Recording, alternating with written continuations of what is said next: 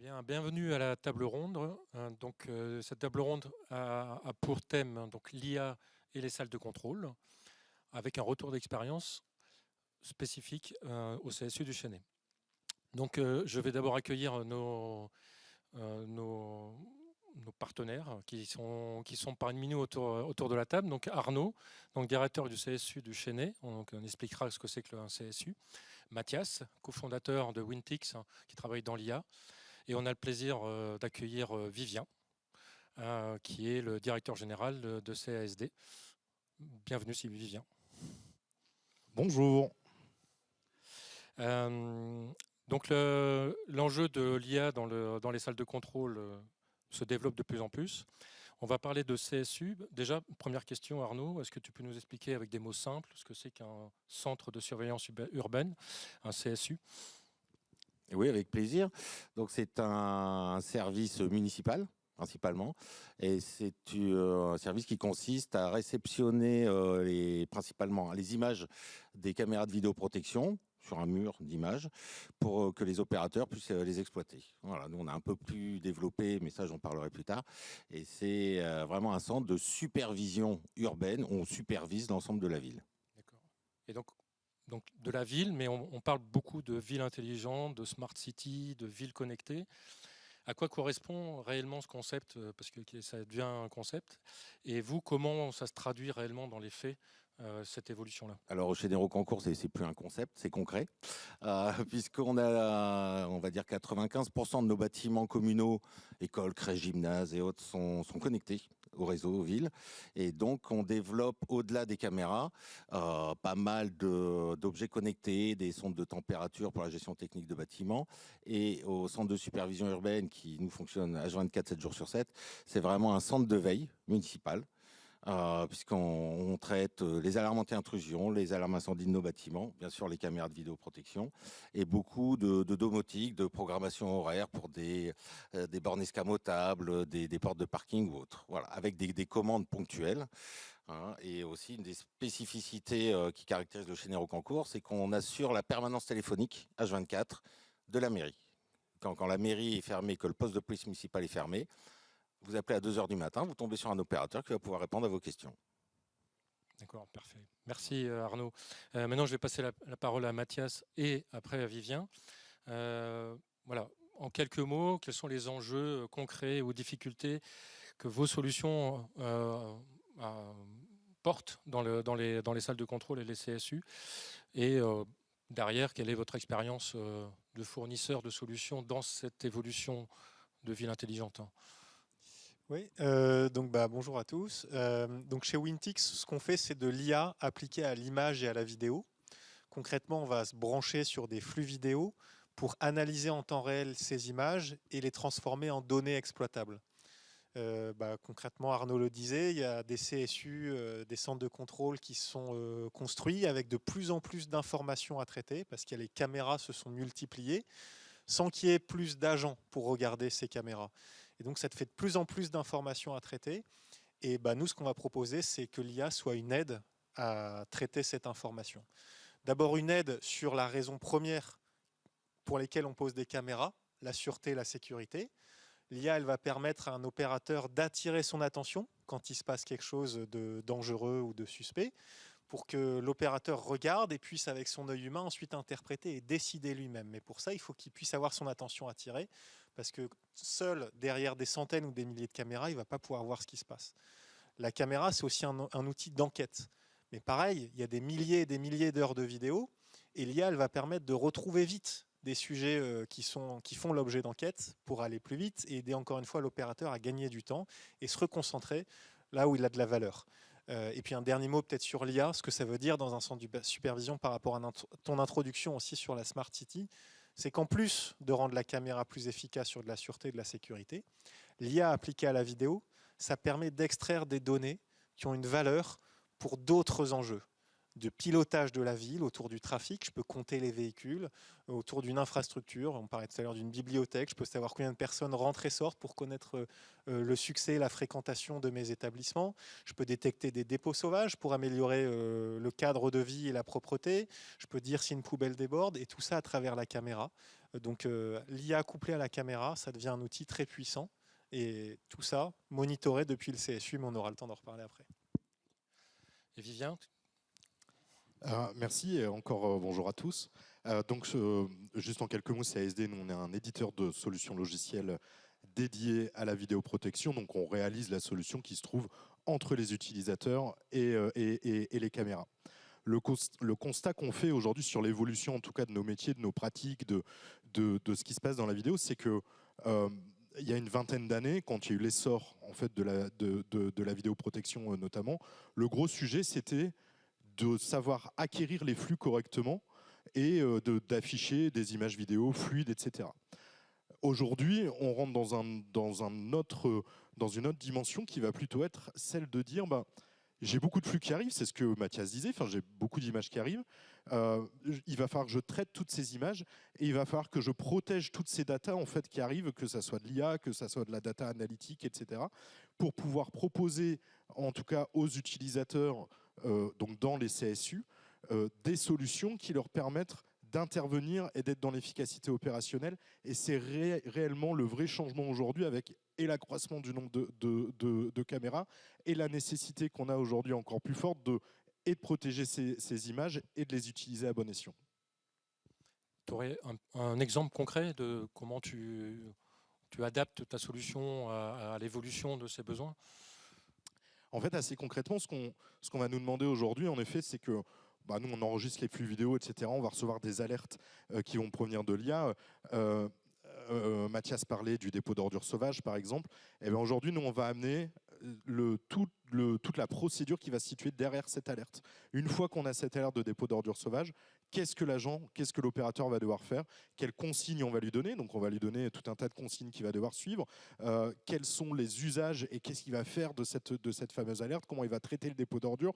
Comment il va pouvoir réaliser un procès verbal, etc. Enfin voilà, ce sont vraiment des sujets aujourd'hui qu'on traite où on se retrouve dans l'usage qui dépasse l'usage de sûreté pure, même si ça reste englobé dans le grand monde de la sûreté. Mais en tout cas, aujourd'hui, vraiment, on va être sur la procédure, l'accompagnement et l'usage. Ça fait le lien avec la prochaine question, et là je reviens à l'opérateur. Dans le monde de l'audiovisuel, nous on parle beaucoup d'usage, là ce que parlait Vivien, dont parlait Vivien, mais on voit bien qu'on parle souvent pas toujours de la même chose, pas du même usage. À GELEC, comme j'ai vu à CSD, on parle aussi d'efficacité opérationnelle ou d'intelligence décisionnelle. Comment définir, toi, l'attente de cet usage au sein du CSU et cette évolution aussi, comment ça a progressé? Oui, moi j'ai pu le voir au niveau des évolutions de l'affichage, puisque le principal outil de travail dans un CSU, c'est le mur d'image, parce que les opérateurs travaillent avec ça.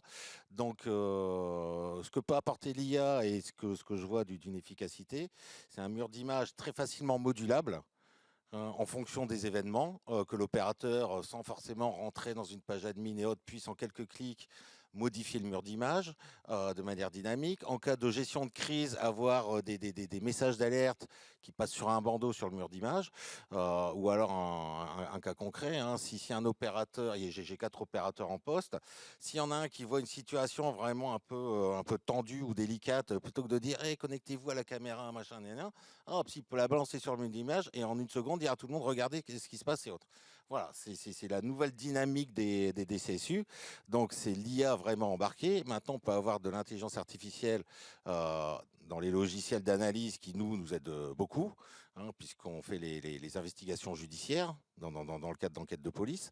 D'une main courante, quasiment interactive, qui peut envoyer automatiquement des messages, toujours en cas de gestion de crise, puisque les élus, notamment le premier élu, veut être au courant de tout ce qui se passe dans sa commune, et aussi sur l'IA dans des périphéries, c'est-à-dire dans des équipements périphériques. Je prends l'exemple de visiophone, d'interphone, qui maintenant, grâce à l'IA, permettent d'améliorer la voix, de baisser ou couper les sons parasites, et même sur certains endroits qui peuvent être touristiques, de traduire directement, de comprendre quelle est la langue de la personne qui parle et de la traduire à l'opérateur. Voilà, c'est une IA centrale avec énormément d'IA périphériques. Très bien, merci. Donc l'IA apparaît de plus en plus dans l'espace des salles de contrôle et des CSU. On a l'impression, comme ça quand on ne connaît pas trop qu'elle va tout régler. Que la situation, maintenant qu'il y a l'IA, il n'y a plus qu'à presser sur un bouton. Comment vous, Mathias, et toi, Vivien, comment vous voyez concrètement l'évolution de cette IA et de cet usage réellement? Comment vous le vivez dans la vie de tous les jours, puisque c'est vous qui les mettez en place? Et quels sont réellement là actuellement les bénéfices de l'IA? Alors vous en avez un peu parlé, mais on va aller un peu plus dans le concret. Et puis qu'est-ce qu'il faudrait pour que ça s'améliore ou que ça améliore le bénéfice? La réponse est non, ça ne règle pas tout. Donc ça, après, si je développe un peu, concrètement, l'IA sur le terrain, c'est une aide à la décision. Ça ne va pas remplacer l'humain, ça ne va pas remplacer son travail à aucun moment, mais l'idée, c'est de lui faciliter dans un contexte où la complexité augmente. De plus en plus de caméras, mais au-delà des caméras, de plus en plus de sources de données, alors qu'il n'y a pas forcément de plus en plus de personnes pour les exploiter. Donc l'IA, elle va être là pour lui simplifier le travail de traitement de cette donnée pour que lui puisse, l'opérateur vidéo, puisse ensuite se concentrer sur là où il a de la valeur ajoutée. Qu'est-ce que je fais si je détecte un incident de sûreté, de sécurité dans l'espace public? C'est lui qui va décider. Simplement, l'IA va le permettre de l'identifier plus vite. Quand je dois faire une enquête sur base de réquisition judiciaire, comment je mets à disposition les éléments de preuve? Soit je le fais manuellement sur des heures et des centaines d'heures de vidéos, soit l'IA me permet d'aller beaucoup plus vite pour ensuite me recentrer sur le cœur de mon métier. Et pareil sur des sujets qui vont au-delà de la Smart City. Si je dois gérer mon trafic, je suis content d'avoir des caméras qui me produisent automatiquement des informations sur l'état du trafic, les comptages, mais ça va être toujours l'opérateur de trafic qui va décider de ses plans de feu sur la base d'observation. Donc l'IA, elle est là vraiment pour aider, pas pour remplacer. C'est pas non plus miracle. Il y a tout un tas de choses que les algorithmes peuvent faire. Il y en a d'autres sur lesquelles l'IA progresse toujours, mais montre parfois encore ses limites. Donc c'est là aussi notre rôle en tant qu'expert, c'est justement de délivrer ce qu'on promet et de ne pas surpromettre, d'être vraiment dans une solution impactante, efficace, qui vient aider et pas remplacer et qui s'intègre bien dans l'écosystème. Et les contraintes législatives? Bien sûr, tout ça en étant conforme au cadre réglementaire, qui est là en fait pour assurer un bon équilibre entre de la technologie qui aide, qui va protéger, mais qui ne va pas être intrusive sur les libertés individuelles. Et le cadre réglementaire, il peut paraître complexe. Nous, on est là aussi pour éclairer ce qu'on a le droit de faire, ce qu'on n'a pas encore le droit de faire, dans un cadre aussi qui évolue assez rapidement sur ces sujets. Vivien, si tu peux éclairer aussi cette table ronde. Alors forcément, je rejoins complètement ce que dit Mathias sur ces sujets. En effet, l'IA, et d'ailleurs comme à l'époque, les systèmes de vidéoprotection ne règlent pas tout. Et aujourd'hui, d'ailleurs, même un système de vidéoprotection ne règle pas tout. Souvenez-vous, pour ceux qui ont baigné un peu dans la vidéo depuis quelques années, des images fameuses où on voyait une caméra avec un bras qui sortait de la caméra pour attraper le délinquant et qui disait « ceci n'existe pas » et n'existera pas. Et en fait, ce qui est fondamental, c'est vraiment ce que Mathias a dit, c'est dire l'IA, c'est un processus d'aide à la décision. Et ce qu'il ne faut pas oublier, c'est que nos métiers, d'éditeurs de solutions logicielles, consistent essentiellement à placer l'utilisateur au cœur du système et à créer de la technologie pour les utilisateurs et pas l'inverse, et pas imposer de la technologie aux utilisateurs. Donc ça, c'est vraiment le sujet qui est fondamental en disant, c'est l'humain et c'est l'action humaine qui reste au cœur du sujet dans l'utilisation de l'IA, dans l'utilisation de systèmes vidéo. Et puis le dernier point, c'est celui qu'on a évoqué, comment demain faire évoluer et rendre plus efficace en tout cas l'utilisation de l'IA et notamment en vidéoprotection urbaine, c'est une évolution du contexte législatif qui aujourd'hui est inexistant en fait pour parler assez simplement, et donc on attend tous beaucoup en tout cas d'évolutions qui vont être liées à l'IA Act, etc., des textes européens qui vont arriver et qui vont permettre de poser réellement des sujets d'utilisation de l'IA et de poser un vrai cadre d'utilisation de l'IA pour que l'utilisation de l'IA corresponde bien à des besoins et soit faite dans un cadre qui est respectueux des libertés de tout à chacun. Et quand on avait échangé, tu avais mis aussi sur la table la notion de continuum de sécurité, qui est aussi un sujet en fait de l'évolution en fait de ces centres de surveillance. Tu peux nous en dire deux mots? Oui, en dehors de, enfin, on va un peu se décaler de l'IA, mais en effet aujourd'hui, ce qu'on remarque, enfin, et c'est pas un scoop de dire la délinquance, la sécurité n'a pas de frontières. Et aujourd'hui, ce qu'on constate aujourd'hui, et ça, on va comprendre un des intérêts de l'IA, c'est que on se retrouve de plus en plus dans des installations mutualisées, comme ça peut être le cas au Chénet, ou voire des installations qui vont être déployées avec des centres de supervision à des échelles départementales dans des territoires qui vont être plus ruraux. Et en effet, tout ce sujet, quand on se met à la place d'un opérateur ou d'un agent qui se retrouve dans un centre mutualisé ou dans un centre départemental, cet agent ne va pas connaître parfaitement tout le territoire, toutes les rues, tous les lieux, etc. Et donc, l'IA va aussi permettre de remonter des éléments quand il va se passer quelque chose à un endroit. Et notre métier aussi à nous, c'est de venir amener en tout cas des solutions qui vont permettre à ces agents d'être utiles, pratiques, efficaces sur ces centres de supervision qui deviennent de plus en plus gros et qui sont de moins en moins tournés sur eux-mêmes, notamment pour des raisons de continuum de sécurité en fait, sur des grands territoires. Merci. Donc, donc on a parlé en fait du CSU, de l'IA et des serveurs de l'IA, de la solution de vidéoprotection. On n'a pas encore parlé de mur d'image et de processing vidéo. Donc nous, à Gelec, c'est la brique qu'on amène en fait dans l'espace des salles de contrôle ou dans l'espace de l'environnement, dans l'environnement de sécurité, où on arrive à récupérer les sources et à pouvoir les partager telles que vous les avez peut-être que vous les avez décrites. Mais donc on voit bien qu'après ce que vous avez échangé, qu'il y a une grosse pression pour une évolution dans les usages, dans les CSU, mais aussi dans les salles de contrôle. Tous les CSU ne sont pas au même niveau d'attente, mais on voit quand même qu'il y a des besoins qui convergent vers plus d'efficacité, plus d'aide à la décision, plus de connexion, plus d'analyse. Et plusieurs enjeux rendent la réponse un peu plus complexe qu'on peut imaginer, par le nombre et la diversité des informations qu'on récupère. On a parlé sur la partie des caméras. Le regroupement d'acteurs, quand on parle de continuum ou d'élargissement de la zone de surveillance, ou la maîtrise de la sécurité, quand on a les opérateurs avec les charges émotionnelles qu'on a parfois en situation de crise. Donc voilà, donc les clients qui sont dans les gestions de salles de contrôle ou de CSU demandent à la fois plus d'outils, mais paradoxalement aussi plus de compétences pour les utiliser. Donc dans cet environnement de pleine évolution, on dit que tout est systémique. Bon, c'est un mot barbare, on en a un peu parlé tous ensemble. Mathias, je me tourne vers toi. Comment tu traduirais le fait de la notion d'orchestration dont on avait parlé et le besoin qu'il y a de gérer cette complexité? La complexité, elle vient du fait que c'est beaucoup de données, on l'a dit, mais c'est aussi beaucoup de systèmes finalement qui cohabitent. Il y a les enregistreurs vidéo, les solutions d'IA, les capteurs en tout genre, dont les caméras. Et que pour que tout ça mis en musique ait un impact, il faut orchestrer. Et typiquement, une solution comme Agelec, elle peut tout à fait justement être...